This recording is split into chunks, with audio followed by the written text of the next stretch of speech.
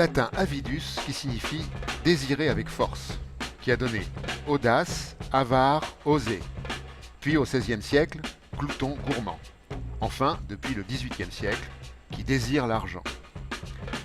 Il y a assez de tout dans le monde pour satisfaire aux besoins de l'homme, mais pas assez pour assouvir son avidité, disait Gandhi, et pourtant, la mondialisation économique puise son énergie dans cette compulsion à désirer de l'argent, comme le confirme un des théoriciens du néolibéralisme, Milton Friedman.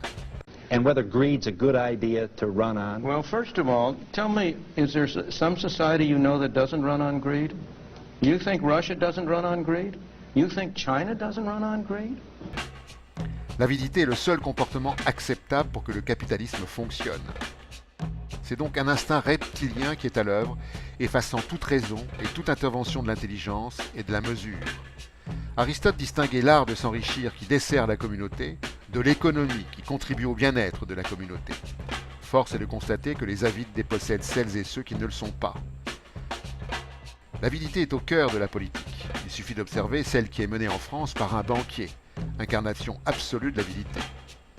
Nous sommes invités à être plus avides que l'autre dans une sorte de compétition qui en appelle à l'instinct, à la concupiscence, à la pulsion, etc. Toute chose issue d'un bas-ventre qu'on croyait avoir cultivé. C'est une régression culturelle sans précédent, nous ôtant toute possibilité de penser le monde et la façon dont nous l'habitons. Ce sont les glandes et les glands qui gouvernent et nous entraînent vers une obscurité annonciatrice d'un obscurantisme qui se pare de modernité. Souhaitons que l'avidité s'épuise avant qu'elle nous épuise.